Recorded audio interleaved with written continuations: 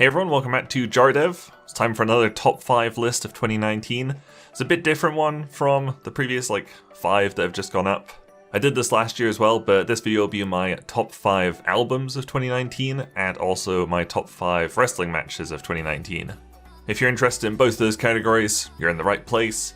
If you're only interested in the albums part, you're also in the right place because I'll start with the albums.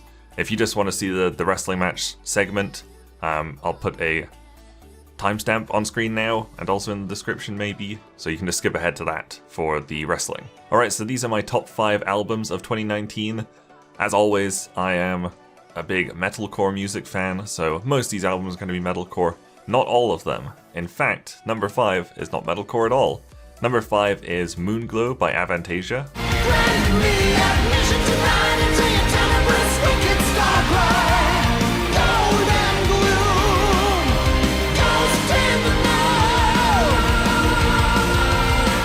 Avantasia is a power metal supergroup formed by Tobias Sammet, who is the frontman and singer of Edguy. And I think at this point the band's had 40 or 50 different members at some point. He just gets a bunch of studio musicians, loads of different vocalists and stuff. So like I said, this is power metal. It came out beginning of the year, January, February probably. And it honestly takes a lot for me to not listen to metalcore, to listen to anything that isn't metalcore. So I really love Avantasia.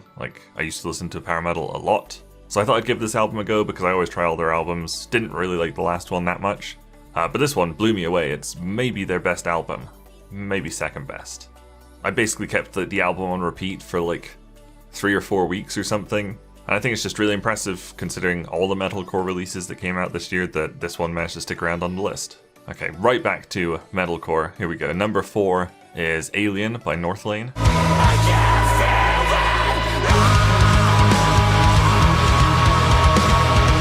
So Northlane is one of many bands that drastically altered their sound this year. Some of them did it really badly, some of them did it really boringly, some of them did it very well, and Northlane is one of the ones that did it very well. There's been so many bands this year that I used to love that have released, to me, very disappointing albums that are not even on the honorable mentions this year. Some of their earlier albums would be my favorite albums of all time.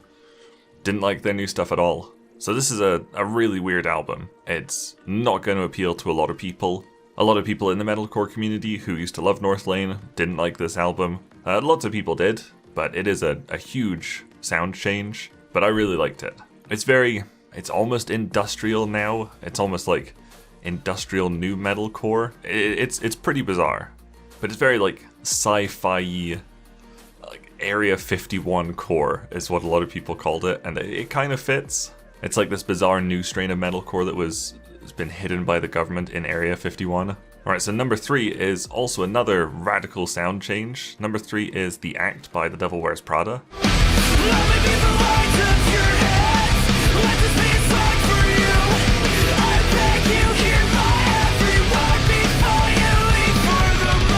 This one's a little bit more varied than Alien.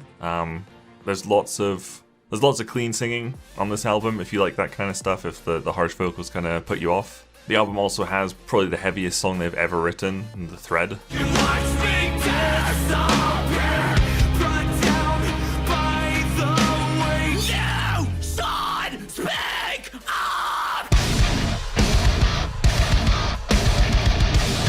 There's quite a few instances of almost spoken word poetry in some of the harsh singing, which I didn't really like on the previous album. There was one song on it that was just that kind of spoken word poetry style.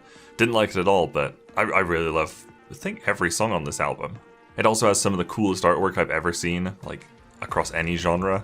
And if you want to try it out, I actually have a free digital download of it here. So let's see if this can focus on it. There you go, if my arm will stop moving. That'll be a one-time only thing. So feel free to pick that up. First come, first serve if you want to give it a try. It's definitely not going to be for everybody, but I really like this album. Again, lots of metalcore bands drastically changed their sound this year. Devil Wears Prada did as well, but I really like their change. Okay, number 2 and number 1 were so close. I absolutely love these next 2 albums. So number 2 was Holding Absence by Holding Absence. The echo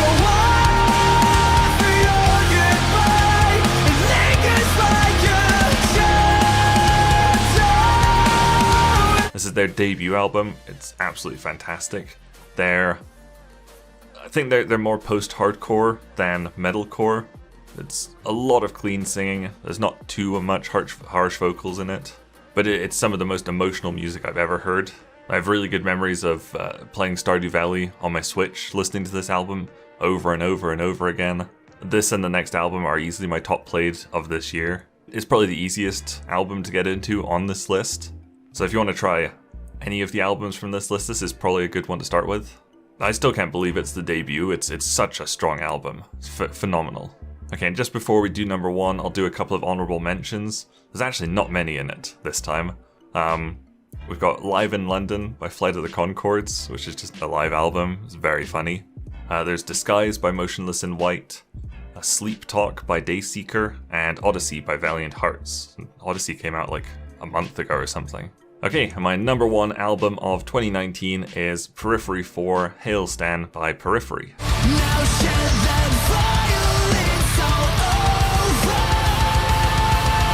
So Periphery's like prog technical metalcore. I have heard about them for years. I've known about them for years, but I'd never listened to them before this album. I remember when I was reading Metal Hammer magazine back in like 2011, 2012, they would mention Periphery, and they would always say they're like gent prog metal, and those words just turned me off. I never wanted to give that a go, even though they were apparently quite good. And then this year they were posted on r/metalcore on Reddit. That's pretty much where I found out all new albums that I'm not already familiar with the artist. And people were saying it's amazing, and I was like, okay, it's posted in metalcore, I guess I'll give it a go. And it blew me away from like 5 minutes in. The first song on the album is 16 minutes long, and I was like, okay, here we go. And it starts off pretty weird, but obviously since it's 16 minutes, it goes through loads of different movements because it's very proggy, and there's parts of it that just blow me away, especially with how good the vocals are. They are incredible.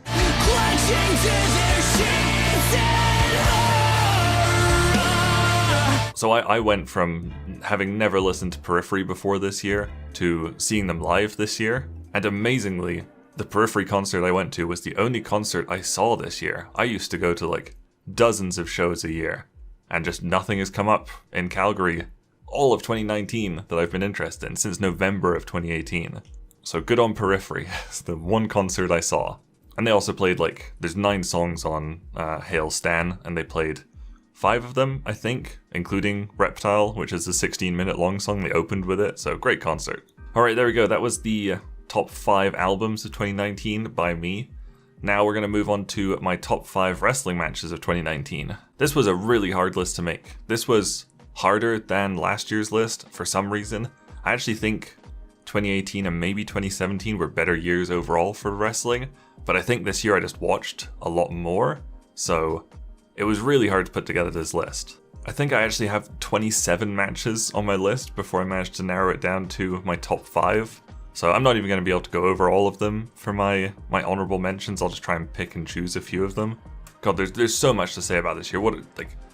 Probably not quite as good wrestling-wise as 2018, like I said, but what a historical year for wrestling, with AEW starting up, New Japan starting their US expansion, CM Punk coming back to WWE. It's been a bizarre, crazy year. So number 5 is a match that's not going to be on most people's list, but this match really surprised me with how much I liked it, and I really think it just needs kind of mentioning on a list. So number 5 is Joey Janela versus David Starr in a 60-minute Iron Man match from Beyond Wrestling American Rana on July 28th. On that second rope, Fisherman's Buster through the doors!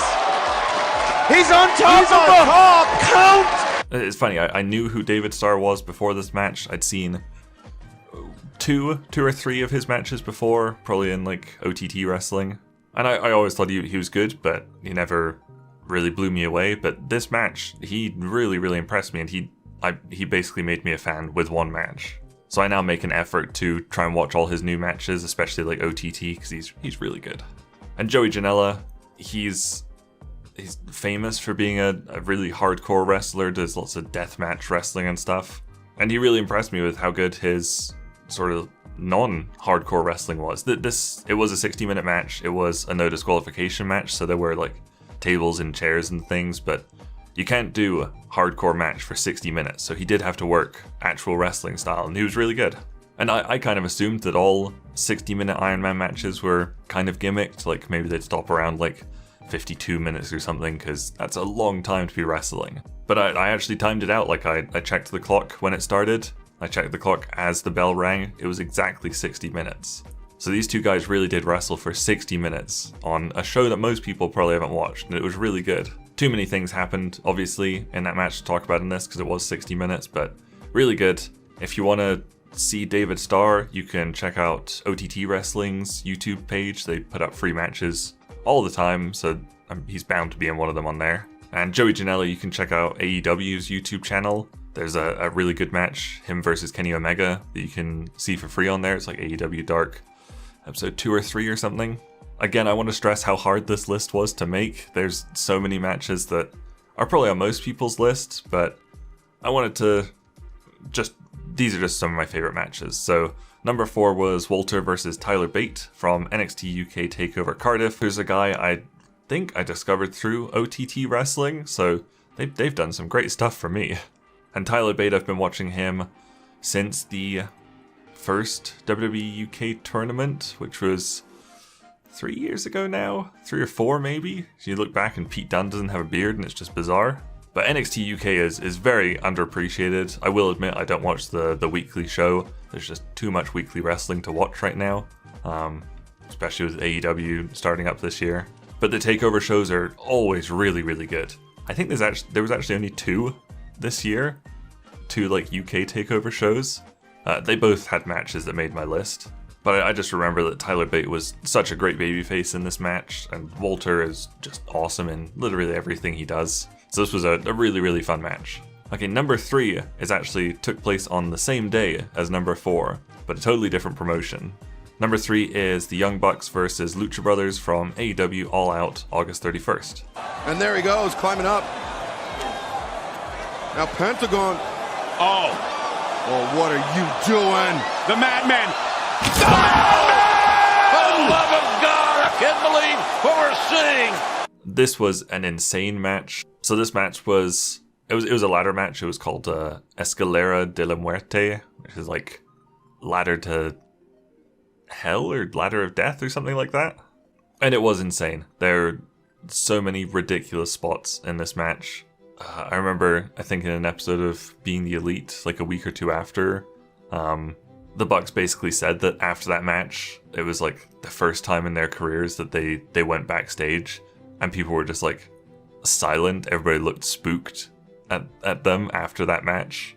This actually isn't even the only Young Bucks versus Lucha Brothers match on my like overall like 27 match list or whatever. It was quite hard to choose between the 2 of them, but I remember being blown away by this match, which is crazy because I was going through some pretty tough personal stuff at the time, and that match still stuck out to me as being incredible.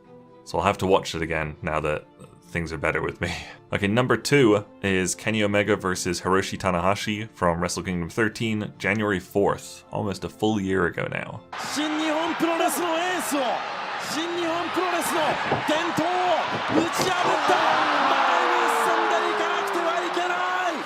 So this is Kenny's only entry on my list this year. He actually only had 2 matches that made my overall list. I've got to say, I really do miss Kenny in New Japan.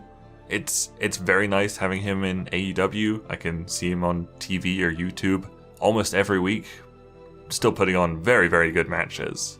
But it's just not quite the same as New Japan Kenny. I mean, we'll probably never get matches like his 4 matches with Okada again. But, I mean, you know, never say never. Kenny might wrestle in New Japan again. We've got Jon Moxley and Chris Jericho wrestling there in like 4 days or something after this video comes out. I think Jericho already said, like, if Tanahashi beats him at Wrestle Kingdom, then he'll defend the AEW title against Tanahashi in AEW. So they might come into a working relationship together. So, God, I hope we can see Okada versus Omega again. either in AEW or New Japan. Either would be fine by me. I'd love to see those two companies mix it up. So this was both Kenny and Tanahashi's best match this year. Tanahashi, it's pretty clear his body's hurting. Tanahashi is incredible. If you look into the history of New Japan, he basically saved the company. He took it on his back and carried it for a long time, and probably if he hadn't been with the company, New Japan might not exist anymore. So all the respect in the world to Hiroshi Tanahashi. He's still incredible. He can absolutely still deliver in these high profile matches. I think it's kind of nice that he gets a match with Jericho this year, because that should be a little bit easier on his body, hopefully. I mean, I say that and he'll probably hit 5 high fly flows on Jericho to the outside, and I'll be cringing seeing him throw his poor body around.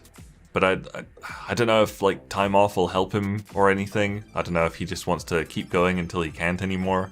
But it's great that he can still deliver on the big matches. Okay, we've got to do honorable mentions. I don't know. May I just go through all of them? There's so many. God, I didn't even talk about how good New Japan was. Really, the G1 was so good this year. Best of Super Juniors was probably the best year ever for Best of Super Juniors. So this is a very first half of the year heavy list. Most of it is from before April. And more than half the list is from before April. I'm just going to read them all out. So Johnny Gargano versus Ricochet from NXT TakeOver Phoenix. Tomohiro Ishii versus Yuji Nagata. That was a really cool, unique match. New Japan Cup, March 8th. Daniel Bryan versus Kevin Owens versus Mustafa Ali, WWE Fastlane. Tomohiro Ishii versus Kazuchika Okada, New Japan Cup. Pete Dunne versus Walter, NXT TakeOver New York. Daniel Bryan versus Kofi Kingston, WrestleMania 35. That was very close to being on the list, because Kofi winning the WWE Championship. Very good feel good moment. Arguably should have been on the list, but it was really hard. Okada versus Sanada, wrestling Dontaku. I think that was their best match the two of them have had together. Sho versus Shingo Takagi, Best of Super Juniors. That was night one, I remember. It was insane. It started Best of Super Juniors off very well. Will Ospreay versus El Phantasmo, Best of Super Juniors. Ospreay versus Bandito, Best of Super Juniors. Rocky Romero versus El Phantasmo, Best of Super Juniors. That was just a really good story. Rocky was such a good underdog babyface in that match. Cody versus Dustin Rhodes, AEW Double or Nothing. Young Bucks versus Lucha Brothers, AEW Double or Nothing. Will Ospreay versus Dragon Lee, New Japan Dominion. Kenta versus Kota Ibushi, G1 Climax 29. There's a lot of G1 Climax coming up here. Konosuke Takeshita versus Tetsuya Endo from DDT Peter Pan. I really wanted to put that on the list just because it's not New Japan or AEW or WWE, so it would have been something unique to put on the list, but again, way too hard. That was a really good match. Jon Moxley versus Tomohiro Ishii, G1 Climax. Okada versus Ospreay, G1 Climax. Tetsuya Naito versus Takagi, G1 Climax. Ishii versus Takagi, G1 Climax. It's funny, there's 6 G1 Climax matches on here and none of them made it to the top 5. They were so good though. I didn't even give Jon Moxley a spot on the top 5, and he was so good. Johnny Gargano versus Adam Cole, NXT TakeOver Toronto. That match was insane.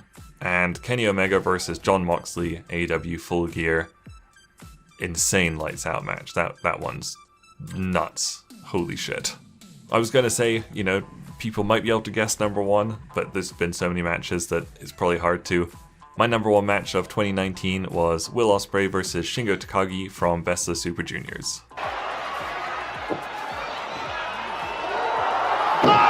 Kenny all the way from the top. He's hanging on, don't give him. He's hanging on. It was so good. Up until that point, I had Omega versus Tanahashi firmly as my number 1, and the Best of Super Juniors was in June, so by this point it had been 6 months since the Omega Tanahashi match, and I was thinking nothing's gonna top it. And then Best of Super Juniors started, and it was so good. And then this match, my god, it was amazing. This year really was Ospreay's year. I think he's on my list 3 or 4 times, I think. 5 times I can see it. And he got the number 1 spot. He was Will Ospreay was the best wrestler in the world this year. I still think Okada is best wrestler of all time overall, but Ospreay had better matches this year, so Ospreay is the best wrestler of 2019. And that's not to take anything away from Takagi. He really shone in the Best of the Super Juniors. And then he and Ospreay both went on to do G1, like right after, like 2 months afterwards, which is crazy because G1's like, oh, G1 starts in July. Like July 6th or something, so a month later they were in the G1. Whew. Yeah, both those wrestlers proved that they, Best of the Super Juniors is just a junior heavyweight tournament, G1 Climax is a heavyweight tournament. Both of them proved that they could hang with both divisions and adapt their style and perform both styles amazingly well. Okay, I've rambled about music and wrestling for like half an hour now, so please let me know your thoughts on both these lists. Put your own lists in the comments below if you have them. Love to talk to people about wrestling always. Anyway, thank you guys very much for watching. Make sure you leave a like and subscribe if you enjoyed this, and I'll see you guys later. Bye!